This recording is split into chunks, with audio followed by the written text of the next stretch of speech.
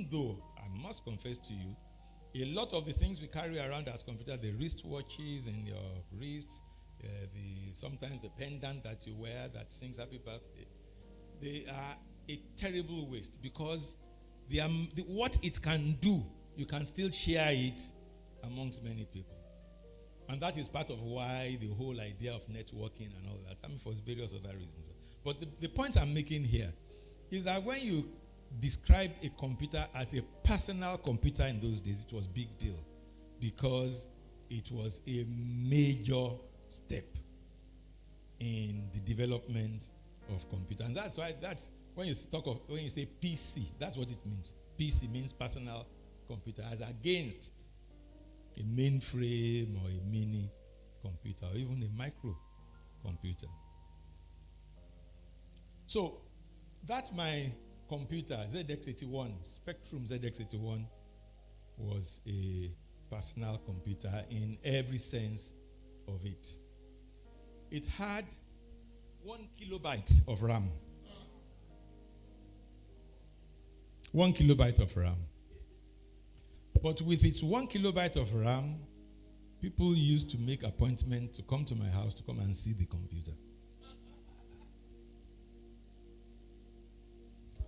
After some time, I saved some money and upgraded the RAM to 16 kilobytes. And that was more than a single step of man. It was a giant leap for mankind.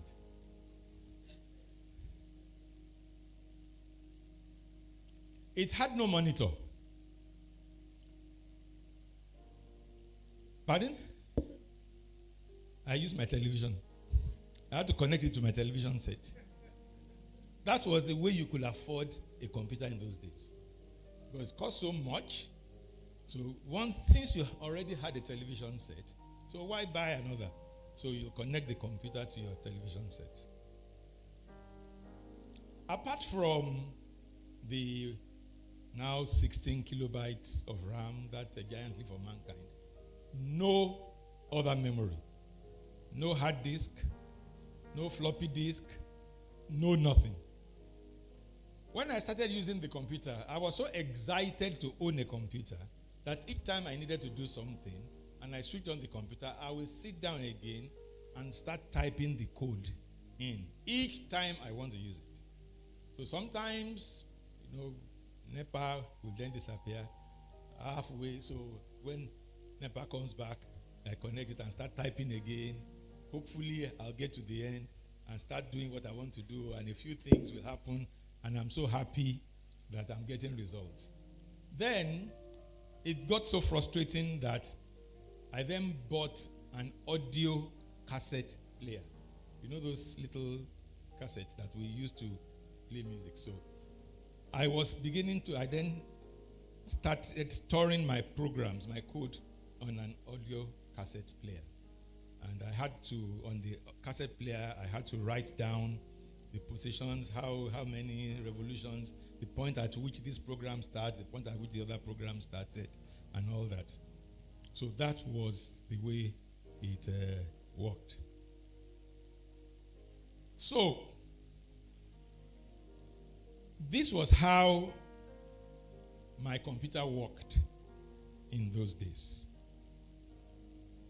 So when I said earlier on that there was a time I was an operating system, you now understand what I meant.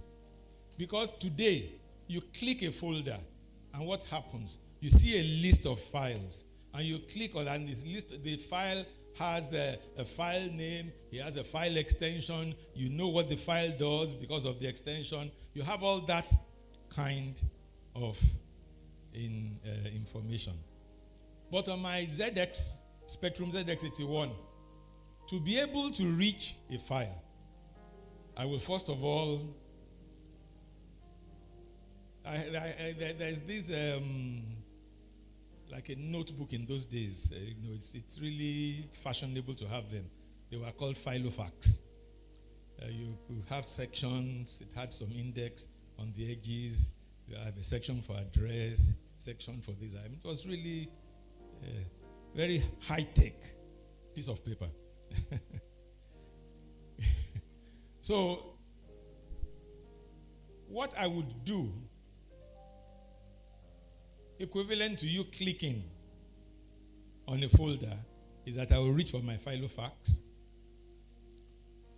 I will read through the pages and find the cassette on which I stored that code and the number, the counter where that code starts.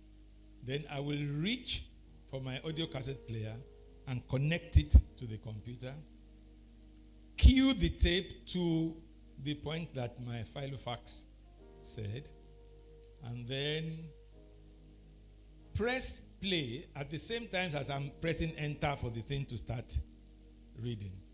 If I cued it a bit too early, the computer, after observing nothing coming, it will just assume that nothing is coming and it will just abandon that process. If I cued it too close, I could have missed one or two bits and the program will not work. So these are the things that I used to do as an operating system for my computer. And I did this over and over again for about 1 year when I became rich enough to upgrade and bought a new computer. In fact, I remember the first time a friend of mine asked me what operating system, because when I bought a new computer, it had an operating system. I think it was called CPM. That operating system was called CPM, Control Program from Microprocessors. And I was having problem understanding CPM. A friend of mine said, what operating system were you using before? I didn't know what an operating system was. I didn't know that I was the operating system. So that is how much today, when you use a computer, you take a lot of things for granted.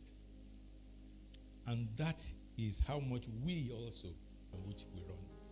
And it is that inability to see those details that make us sometimes laissez-faire, sometimes not having the correct attitude towards how we are supposed to operate to fulfill purpose. Every life needs an operating system.